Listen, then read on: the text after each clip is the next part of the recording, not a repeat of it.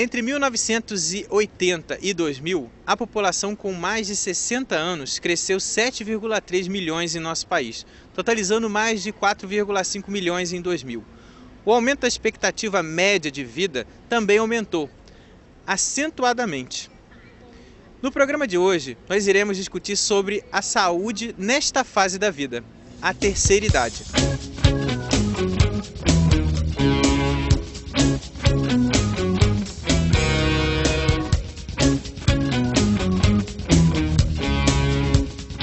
Segundo o censo 2010, a expectativa de vida do brasileiro é de 73,1 anos.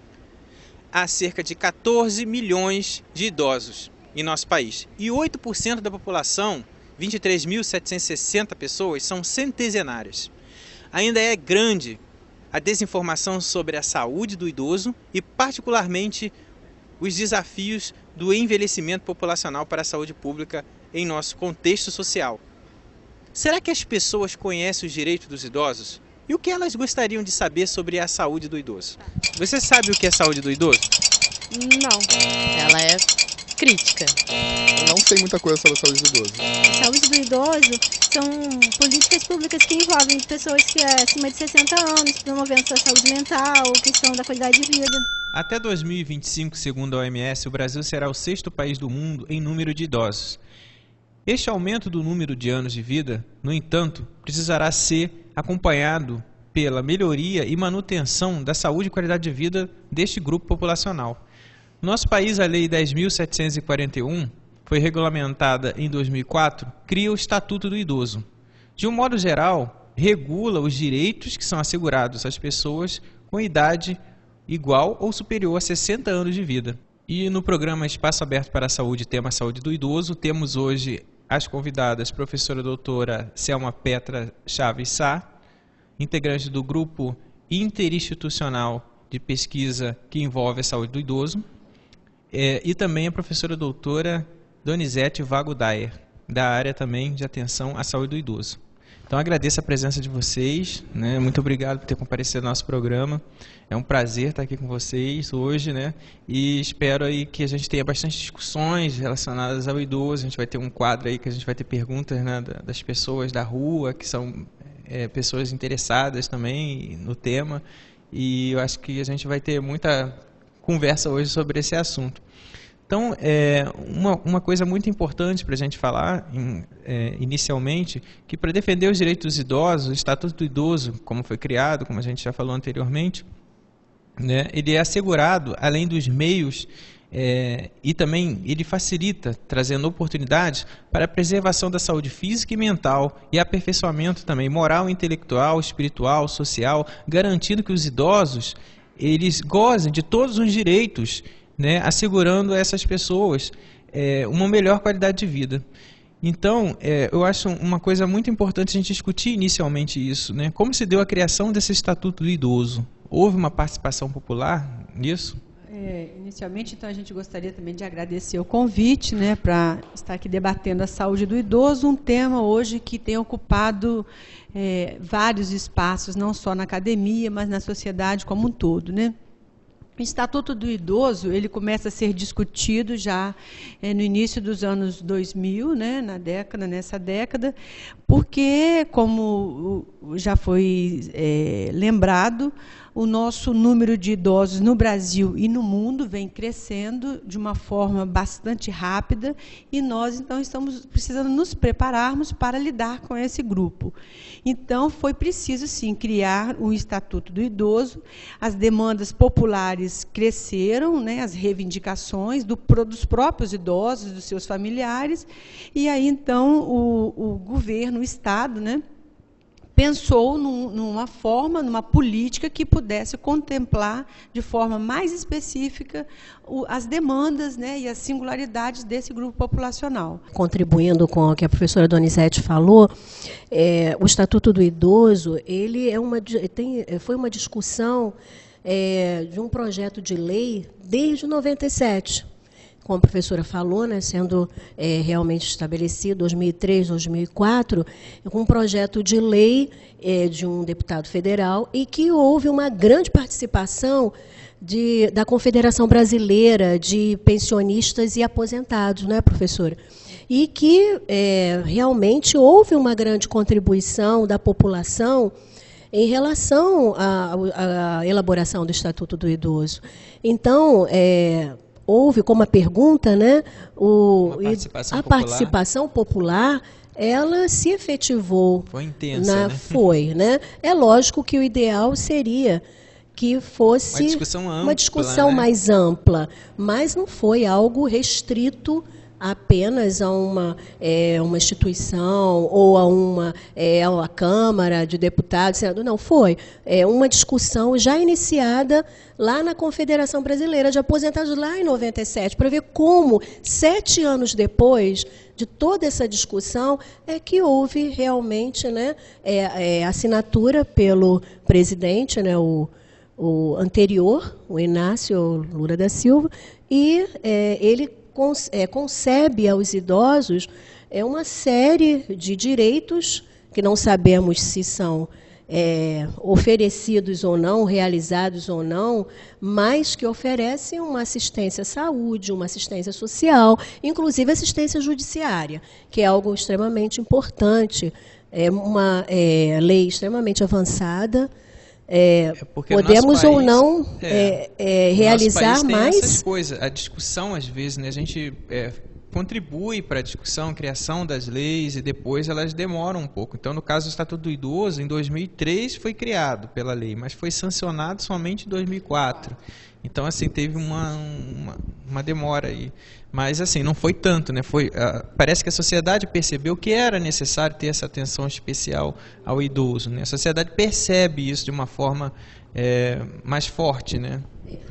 Assim, não sei se a professora Donizete considera, mas nós precisamos ter mecanismos de divulgação do Estatuto, que o idoso ele possa ler, ele possa discutir, não é, professor?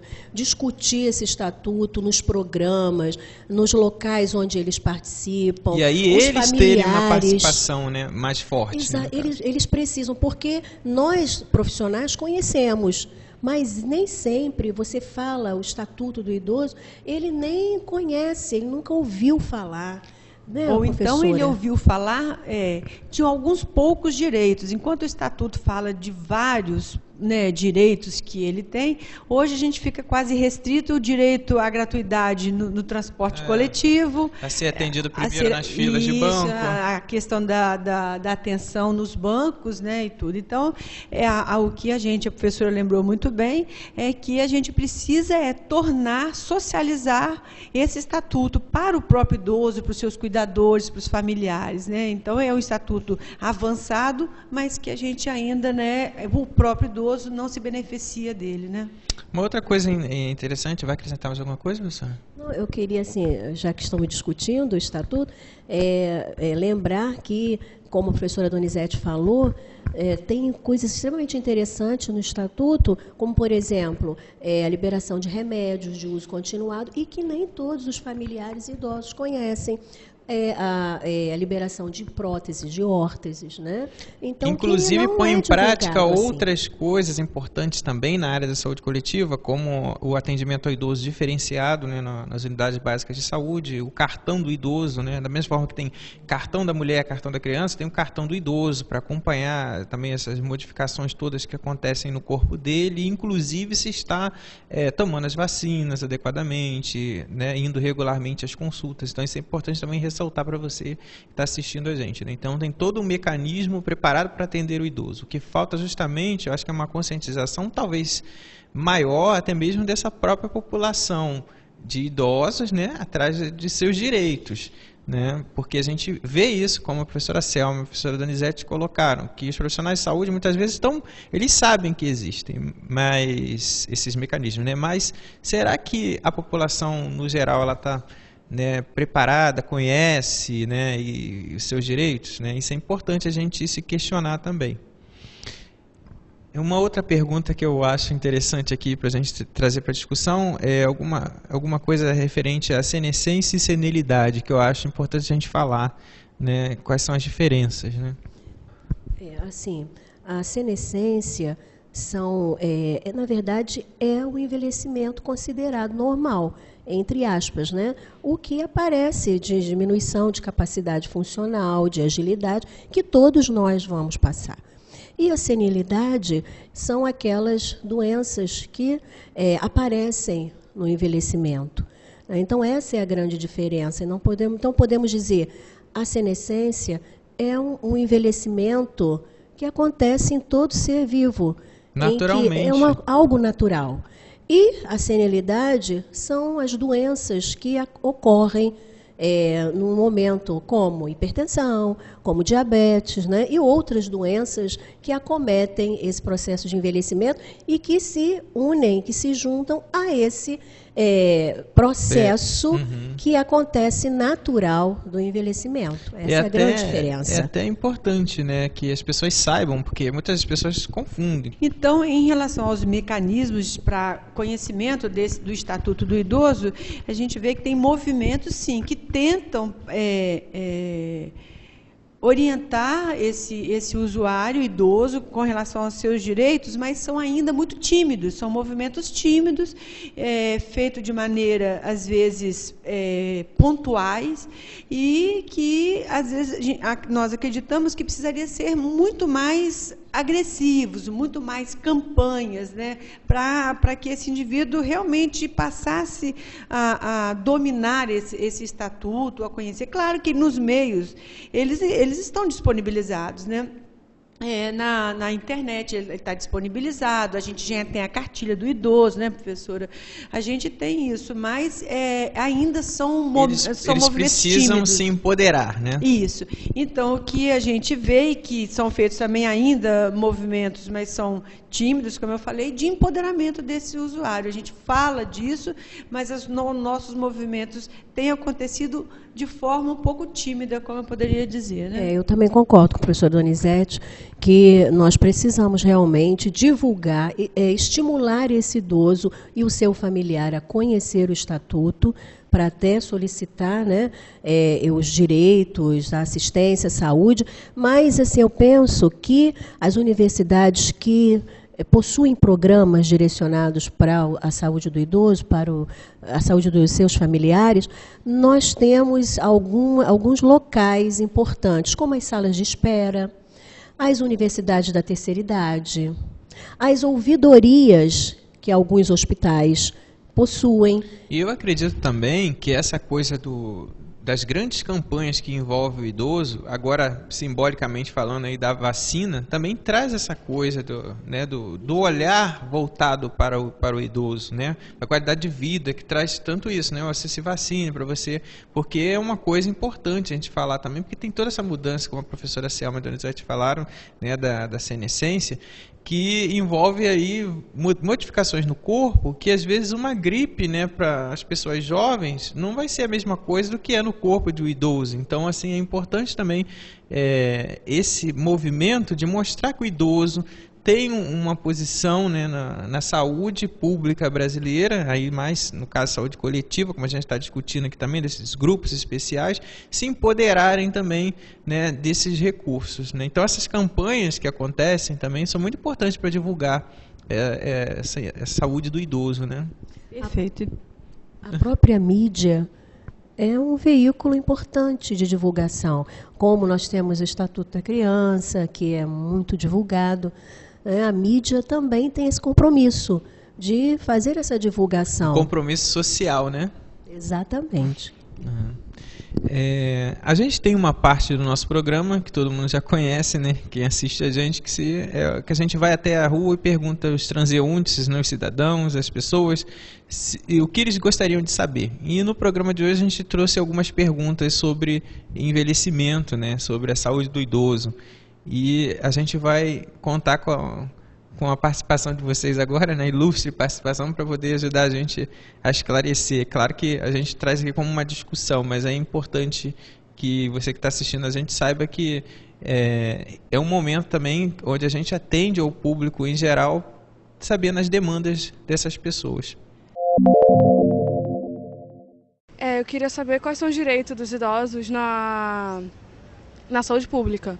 Eu acredito que a gente já tenha respondido isso anteriormente, né? A gente falou... Sim, com certeza o direito dos idosos, né, eles existem, estão lá no Estatuto, como a gente nós já relembramos várias vezes, e que o que tem que ficar de mais importante é que o idoso, o familiar e o cidadão, de uma maneira geral, precisa se apropriar desse estatuto para poder conhecer os seus direitos todos, né? E não ficar apenas restrito a esses que, né, nós já salientamos na questão anterior. Queria saber o motivo que ela é tão precária nos hospitais. Ela é uma precariedade relativa, vamos chamar assim, porque o nosso Sistema Único de Saúde é, pelo menos no campo teórico, um sistema referência mundialmente.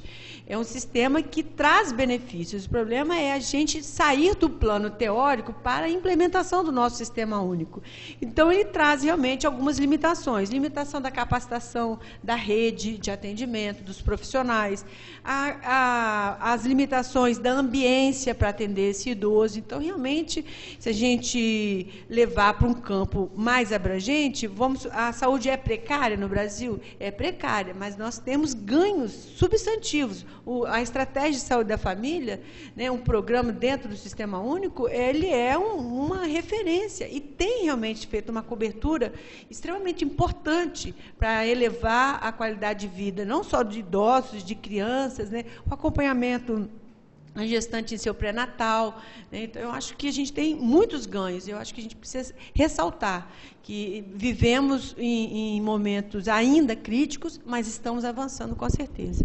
Assim, só para tentando ajudar a professora Donizete, eu penso que o que falta é a integralidade e a agilidade nesse sistema. Uma resolutividade. Exatamente, porque realmente o Sistema Único de Saúde, ele tem uma perspectiva teórica excelente, mas precisa estar dentro de um processo ou ser realizado a integralidade e agilidade, principalmente quando se fala da saúde do idoso. Eu queria saber mais sobre a andropausa. A andropausa, o conhecido como distúrbio androgênico do envelhecimento, é a diminuição da quantidade de testosterona, que é um hormônio importante para o homem, né? E faz parte da senescência, né? Exatamente, né? Devido ao cromossoma Y, a testosterona, ela tem uma produção desde o momento de embrião, feto, fazendo desenvolvimento dos órgãos sexuais masculinos, na juventude, e assim vai. E quando chega no momento do envelhecimento, que é o que estamos discutindo, essa diminuição ela acarreta alguns comprometimentos, né? Como, por exemplo, que nos preocupa muito, por exemplo, é o acúmulo de gorduras no abdômen, no idoso, que acarreta o quê? Acarreta distúrbios cardiovasculares extremamente importantes, difíceis. Então, a diminuição da testosterona no homem nos preocupa em relação, por exemplo, à osteopenia, osteoporose. Por quê? Quedas no idoso é algo extremamente sério, pode levar à morte, infecções, fraturas, enfim. Então, a testosterona é um hormônio de proteção, que leva à diminuição do libido, que leva à impotência, mas que no idoso a grande preocupação são essas doenças que ocorrem devido a essa diminuição da testosterona. E completando, eu gostaria de lembrar que essa redução da produção de testosterona, ela é muito lenta. E a fase reprodutiva do homem, ela pode permanecer inalterada até os 90 anos. A gente vê casos, né? Exato. Então, a gente vê que é uma diminuição muito lenta e todas as vezes os comprometimentos, como a professora Selma lembrou, da própria libido, da ejaculação precoce ou de uma involução do processo ejaculatório, ou o que pode estar acontecendo? É muito mais ligado a fatores socioculturais do que propriamente orgânico. Eu gostaria de saber como é que o ambiente influencia a questão do envelhecimento. a gente já tocou isso também, o ambiente tanto pode ser produtor de saúde, né, de bem-estar, de qualidade de vida, quanto ele pode ser um meio estressor de adoecimento, né? Hoje a gente já tem várias síndromes ligadas, né, e agravos à saúde ligados ao meio ambiente, né?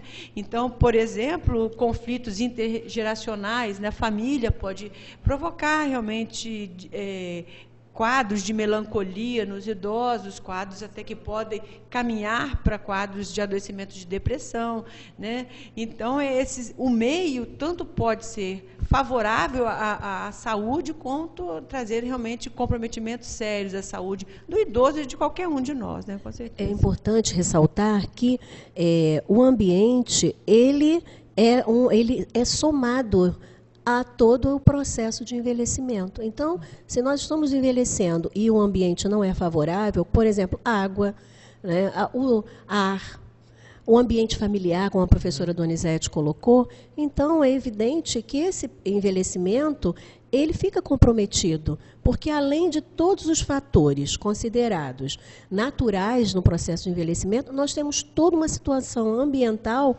que não favorece ou favorece. Que bom que sempre favorecesse. Por isso é importante ressaltar que, falando de qualidade de vida, né, a gente envolve tudo que as professoras já falaram, né, que uma alimentação adequada, a prática de exercício, né, o acesso a serviços de saúde, né, a ter transporte, moradia adequados. Então isso é muito importante, que a soma disso, somatório, né, de fatores ambientais também, como a Monique perguntou, e relacionado também à genética. Então, o fator biológico junto com o ambiente, porque muitas pessoas perguntam, não, porque na minha família, né, tem muita longevidade. Então, a gente viu no início do programa que tem uma quantidade significativa de centenários no Brasil. Então, isso envolve ambiente, genética e também esses fatores favoráveis à qualidade de vida.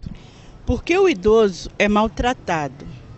Ele entra na fila do SUS e não tem prioridade. Ele passa pela roleta do ônibus. Esses novos ônibus, eles têm que passar pela porta de trás. Eu saber por que ele não tem atendimento adequado para os idosos.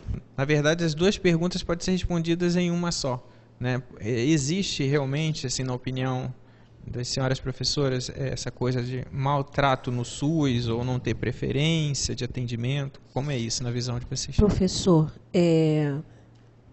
a Rodrigues, numa dissertação da Unifesp em 2010, ela fez um levantamento muito interessante, que ela fez uma pesquisa acerca do atendimento, dessa qualidade do atendimento ao idoso no hospital. E ela descobriu que existe um preconceito dos profissionais e do próprio idoso e do próprio familiar, do seu familiar. Então, na verdade, nós precisamos qualificar os recursos humanos. Essas pessoas que trabalham com o idoso, que nós sabemos que temos uma perspectiva de um profissional de saúde, né, trabalhar com o idoso a cada dia mais o tempo de vida vem aumentando. Então, essas pessoas precisam de qualificação, precisam conhecer o que é um processo de envelhecimento considerado fisiológico e não fisiológico, até para melhorar a qualidade desse cuidado. Então, eu penso que nós não podemos penalizar os profissionais, os familiares e o próprio idoso. Eles precisam de esclarecimento para que essa situação seja melhorada, seja revista, seja repensada. Uma sensibilização da comunidade no geral, né? Porque imagine se a gente chegar a 2025, como a gente começou falando no início do programa, com tantos idosos e a população não tenha sido ainda sensibilizada, e os profissionais de saúde também capacitados, né, adequadamente para atender esses idosos, vai ser um grande desafio, né? Professora Donizete. Eu acho que a professora Selma colocou muito bem, e lembrar que não há, acho que a gente não tem dados estatísticos que dizem assim, há maltratos, né, mal acolhido, há realmente talvez ainda um despreparo para lidar com as especificidades do indivíduo idoso, do cidadão idoso, né? Então, eu acho que são fragilidades que a gente precisa realmente diagnosticar e tentar, através, como a gente já lembrou, até através mesmo do empoderamento do usuário, né, deste cidadão, orientá-lo com o seu saber, né, dos seus direitos, né, para que ele possa reivindicar tudo isso, ao direito ao acompanhante no hospital, ao direito, né, à gratuidade nos serviços de transporte coletivo urbano e interestadual. A gente tem vários direitos, né, que eles precisam realmente ser, esse saber, chegar até eles para que eles possam realmente reivindicar. Agora, ela me fala de uma gratuidade, né? Assim, isso, por que não há gratuidade? Também, né? Muitas vezes não é respeitado o isso. Respeito, exato. O que também é muito frágil no Brasil é a questão da fiscalização, né? Do direito do outro, do nosso direito, não só do idoso, né? Nós, às vezes, desconhecemos e, por isso, podemos cobrar muito pouco. Então, eu acho que essa questão de empoderar, ou seja, transmitir saberes, né? Que esse idoso tem, que nós todos, cidadãos brasileiros, temos em relação à saúde, em relação a todos os nossos outros direitos, né, para que a gente possa realmente reivindicar. Então, às vezes, é comum, às vezes a gente até vê o idoso tentando acessar um transporte coletivo e o motorista não, né, respeita e não, né, não acolhe esse idoso, e assim é no hospital e tudo. Então, eu acho que isso só vamos vencer se a gente realmente tornar o estatuto, chegar ao idoso, ao seu familiar e tudo. Então, esse eu acho que é o nosso grande desafio, né? Na verdade, seria empoderar essa população, né? Capacitar os profissionais e também, como a professora Donizete lembra agora, uma fiscalização maior, né, e adequada para poder combater esse tipo de denúncia, na verdade, que a gente vê, né, muitas vezes na mídia, e também a população necessita também ter esse atendimento específico. Então, eu acho muito relevante a gente ter discutido hoje, né, nesse programa Espaço Aberto para a Saúde, que foi o tema idoso, né, e eu agradeço a participação da professora Selma e da professora Donizete. Então, esse foi mais um Espaço Aberto para a Saúde. Muito obrigado pela sua audiência. Até o próximo.